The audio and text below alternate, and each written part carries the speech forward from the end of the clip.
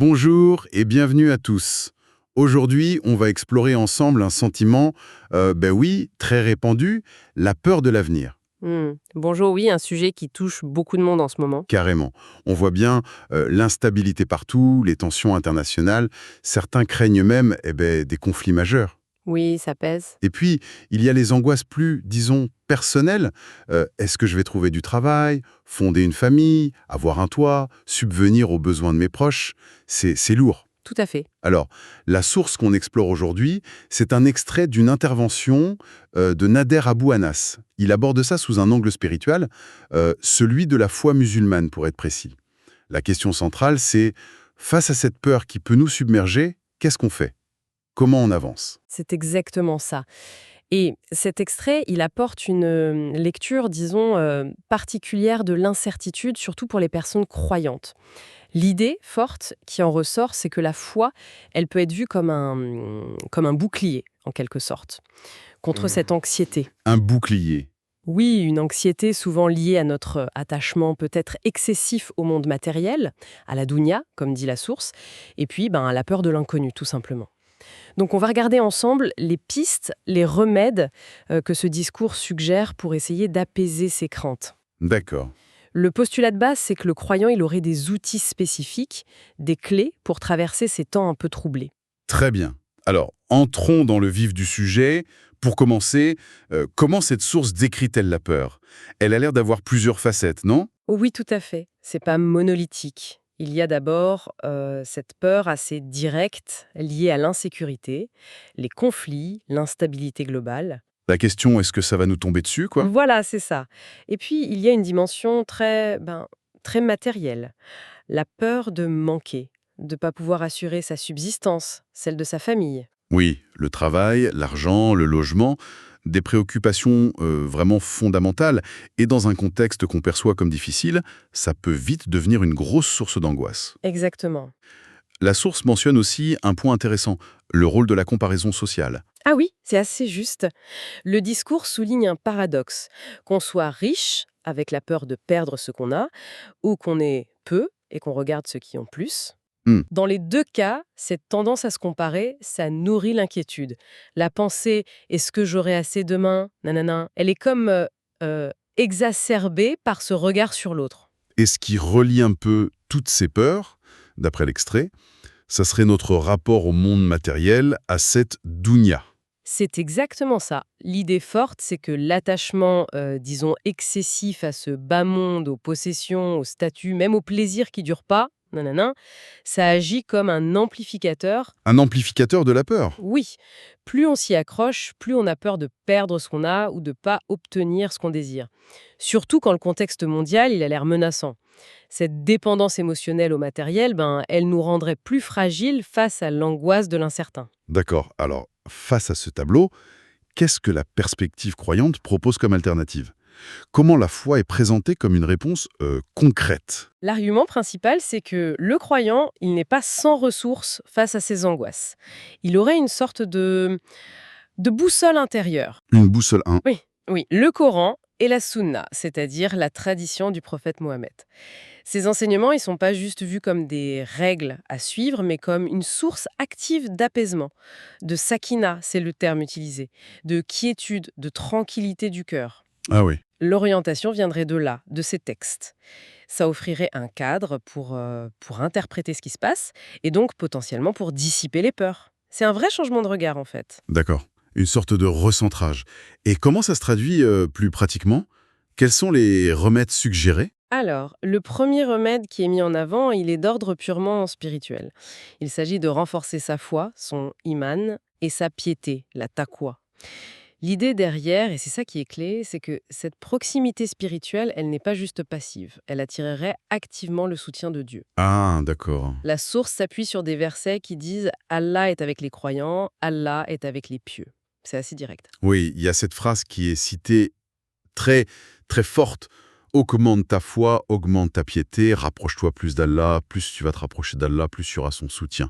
C'est un appel à agir sur soi-même, en fait. Exactement. Et il y a des exemples historiques qui sont donnés pour illustrer cette confiance qui naît de la foi. Oui, des exemples très marquants dans la tradition musulmane, celui du prophète Mohammed et de son compagnon Abu Bakr, caché dans la grotte, poursuivi. Oui. Malgré le danger immédiat, physique, le prophète rassure son compagnon en disant, en gros, t'inquiète pas, Allah est avec nous. Hmm. Ou l'histoire de Moïse, Moussa, avec son peuple, dos à la mer Rouge, l'armée de Pharaon derrière, situation désespérée humainement parlant. Oui, on imagine l'angoisse. Et sa réponse, c'est Essaïkounou Maria Robbi Sayardine. Mon Seigneur est avec moi, il va me guider. Une certitude totale. Ces récits, ils fonctionnent un peu comme des modèles de confiance absolue en la protection divine, même quand tout semble perdu. Et cette confiance, elle s'étend aussi à des choses qui nous angoissent souvent au quotidien, comme notre durée de vie ou nos moyens de subsistance. L'idée, c'est que ça, c'est déjà réglé, en quelque sorte. C'est tout à fait ça. La source rappelle cette croyance fondamentale. La durée de vie, l'ajal et la subsistance, le risque, c'est prédéfini par Dieu pour chacun. Personne ne mourra avant son heure et personne ne manquera de ce qui lui a été attribué par Dieu. S'inquiéter à l'excès là-dessus, c'est donc vu comme inutile, voire même contre-productif. Ça détourne de l'essentiel. Voilà. Ça détourne de ce qui compte vraiment. Ce qui nous amène assez logiquement au deuxième remède, l'importance d'avoir une bonne opinion d'Allah. Husn az-zann billah. Qu'est-ce que ça veut dire concrètement? C'est pas juste être optimiste? Non, c'est présenté comme plus profond que ça. Ça repose sur un hadith qudsi, une parole divine rapportée par le prophète, où Dieu dit « Je suis pour mon serviteur tel qu'il pense que je suis ». Ah oui, c'est puissant comme idée. L'interprétation donnée, c'est que celui qui est vraiment convaincu au fond de lui qu'Allah va l'aider, le protéger, subvenir à ses besoins, eh ben, il verra cette confiance se réaliser. Bien sûr, ça demande aussi de la patience et de faire les efforts nécessaires. C'est une certitude intérieure, mais active. Et l'histoire de Hajar, la mère d'Ismaël, elle illustre parfaitement ça, non? Absolument. C'est l'exemple par excellence. Laissé par son mari Abraham, Ibrahim, sur ordre divin, dans une vallée désertique. Seul avec son bébé. Difficile d'imaginer pire situation? Et sa réaction, telle qu'elle est rapportée, elle est incroyable. Elle demande juste « Est-ce que c'est Dieu qui t'a ordonné ça ?» Abraham dit oui. Et elle répond immédiatement « Alors, il ne nous abandonnera jamais. » Quelle confiance! C'est cette certitude radicale, cette bonne opinion face au désespoir apparent, qui est vue comme la cause directe de l'intervention divine. L'eau de Zamzam qui jaillit, qui les sauve et qui transforme ce lieu aride en la Mecque. C'est présenté comme le fruit direct de sa confiance. D'accord. Donc, après la foi et la bonne opinion, le troisième remède, c'est d'être plus actif dans la demande. Solliciter l'aide de Dieu. Il suffit pas de croire et d'espérer, il faut aussi demander. Oui, c'est ça. L'accent est mis sur l'importance de l'invocation, de la demande, le doua. La source rappelle d'ailleurs un verset clé que les musulmans récitent à chaque prière. C'est toi seul que nous adorons et c'est toi seul dont nous implorons le secours. C'est une reconnaissance claire de la dépendance et du besoin d'aide. Exactement. Une reconnaissance qu'on a besoin de son aide pour tout et qu'il faut la demander activement. Il y a aussi des conseils du prophète qui sont cités, je crois, pour renforcer ça. Oui, comme veille à ce qui t'est utile, demande l'aide d'Allah et ne faiblisse pas. Ou encore, si tu demandes de l'aide, demande-la à Allah. Ça montre bien l'équilibre faire sa part, veille à ce qui t'est utile, mais en comptant sur Dieu, demande son aide. D'accord. Le quatrième remède, lui, c'est plus une forme de méditation, si je comprends bien. Se rappeler la générosité de Dieu. Oui, contempler sa miséricorde, sa générosité. L'idée, c'est que réaliser à quel point Dieu est généreux envers toutes ses créatures, même celles qui le nient ou les désobéissent, ça peut être une source immense de réconfort. Pour le croyant, ça renforce la confiance. Oui, c'est un peu un argument a fortiori. La source cite un hadith où le prophète s'émerveille de la patience de Dieu, même face à ceux qui commettent ce qui est considéré comme l'offense suprême, lui attribuer un enfant. Il continue de leur donner la santé, la subsistance dans ce monde. C'est frappant. Et le raisonnement qui suit, c'est si Dieu est si patient et généreux avec ceux qui s'opposent à lui, imagine sa bienveillance envers ceux qui croient en lui, qui l'aiment, qui essaient de lui obéir. Cette réflexion, elle vise à chasser la peur du manque, la peur d'être abandonné. Elle ancre la confiance dans l'immensité de la miséricorde divine. Le croyant est invité à se dire « Comment je pourrais craindre la pauvreté ou l'abandon alors que mon Seigneur est si généreux ?» Passons au 5e remède, qui est central dans la pratique, la prière, la salate. C'est vu comme bien plus qu'un simple rituel. Ah oui, absolument. C'est présenté comme un remède spirituel majeur, le lien direct privilégié entre la personne et son créateur. Et renforcer ce lien en priant plus souvent, notamment les prières surérogatoires, et en cherchant la concentration, l'humilité, le chaud, c'est vu comme un moyen très puissant pour dissiper les angoisses, les peurs. Plus la connexion est forte, moins les soucis d'ici-bas auraient de prise. C'est l'idée. On rappelle d'ailleurs que le prophète lui-même, face aux difficultés, il se réfugiait dans la prière. Une citation dit: dès qu'il était touché par une épreuve, il se dirigeait vers la prière. Et le Coran le dit aussi, cherchez secours dans la patience et la salate. Voilà. Et la prière est aussi présentée comme l'acte que Dieu aime le plus et une source de joie immense pour le prophète qui aurait dit: la fraîcheur ou prunelle de mes yeux a été placée dans la prière.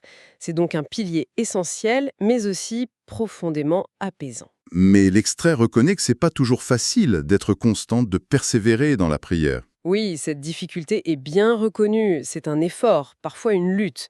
Mais l'encouragement est très clair: ne lâche pas. Ce que veut le diable, c'est que tu lâches. Ne pas abandonner, même si c'est dur. Voilà.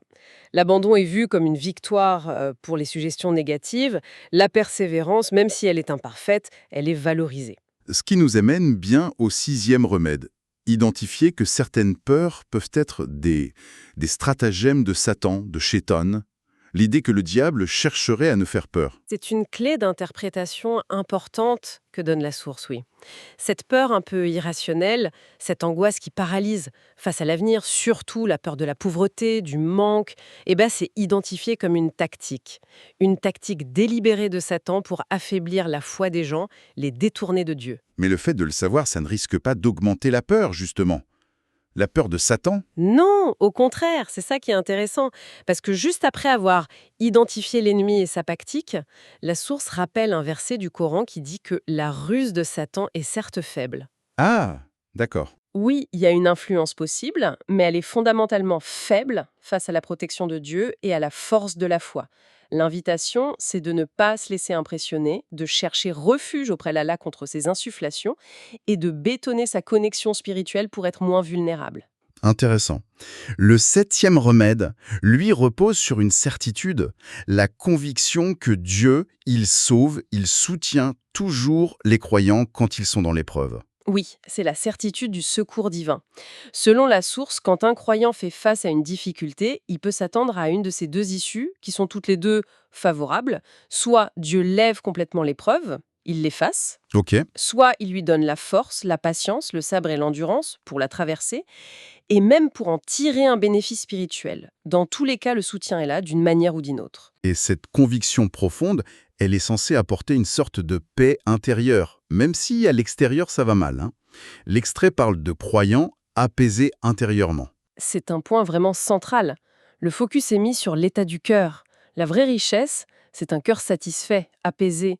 Et la vraie pauvreté, c'est un cœur angoissé, insatisfait, peu importe ce qu'on possède matériellement. Le bien-être et la souffrance réelle, ils se jouent à l'intérieur. D'accord. Le 8e remède, là, on touche à un concept très profond de la foi musulmane, le décret divin, le qadar. Comment ça aide contre la peur, ça? Alors, croire au qadar, ça implique d'accepter vraiment au fond de soi que tout ce qui arrive, que ce soit perçu comme bien ou comme mal, ça n'arrive que par la permission et le décret d'Allah.